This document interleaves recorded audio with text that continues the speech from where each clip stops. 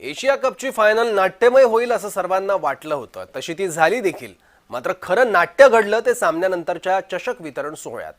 यामध्ये टीम इंडियानं अशी काही भूमिका घेतली की पाकिस्तानच्या गृहमंत्र्यांना तोंड लपवायला जागाच उरली नाही। नेमकं असं घडलं तरी काय आणि त्याला भारताकडून इतका दणदणीत पाठिंबा का मिळतोय हे जाणून घेण्यासाठी पाहूयात आमचा खास रिपोर्ट।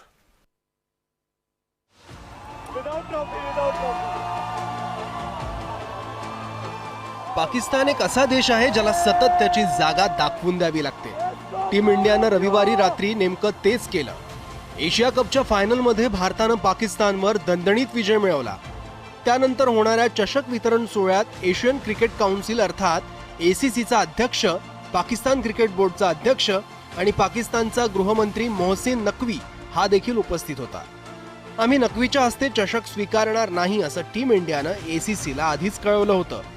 त्यानुसार एमिरेट्सचे उपाध्यक्ष खालिद अल झरुनी यांच्या हस्ते चषक दिला जावा असं एसीसीनं नकवींना कळवलं। पण सरळ विचार करतील ते पाकिस्तानी कसले? नकवी अडून बसला, चषक मीच देणार। त्याला वाटलं टीम इंडिया फार तर काय करेल, चषक स्वीकारण्यावाचून त्यांच्याकडे पर्याय तरी काय? भारतीयांना कमी लेखण्याची वाईट सवय पाकिस्तानला पुन्हा भोवली। टीम इंडियाचा कॅप्टन सूर्यकुमार यादव कप घेण्यासाठी गेलाच नाही। तब्बल 1 तास आपली टीम मैदानात बसून होती। शेवटी नकवीला उपरती झाली आणि ते मैदानातून निघाले। पण तसं करताना त्यानं आणखी एक हास्यास्पद कृत्य केलं। भारतानं कमावलेला एशिया कप तो आपल्या सोबत घेऊन गेला। पण आपली टीम इंडिया काय चीज आहे हे नकवीला माहितीच नव्हतं। आपल्या टीमनं काल्पनिक कप हातात घेऊन सेलिब्रेशन सुरू केलं। त्याचे व्हिडिओ चांगलेच व्हायरल झाले आहेत।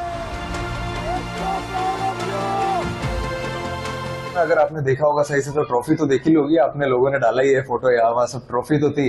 बट जो असली ट्रॉफीज आप जीतते हो वो है जो लोगों का मन जीतते हो, जो प्लेयर्स है उनका भरोसा जीतते हो, जो सपोर्ट स्टाफ है जो उन्होंने भरोसा दिखाया है, जो लोग बिहाइंड द सीन्स काम करते हैं, वो असली ट्रॉफीज है। ये जो मिलने वाली है वो तो चलो एक सिल्वरवेयर है, but at the same time जो इतने लोग काम करते हैं, इतने लोग मेहनत करते हैं ग्राउंड पे, वो असली ट्रॉफी है। पुन्हा एकदा पाहूयात दुबई इंटरनॅशनल स्टेडियम मध्ये नेमकं काय घडलं। टीम इंडियाने मोहसिन नकवी या पाकड्या मंत्र्याकडून आशिया चषक स्वीकारला नाही।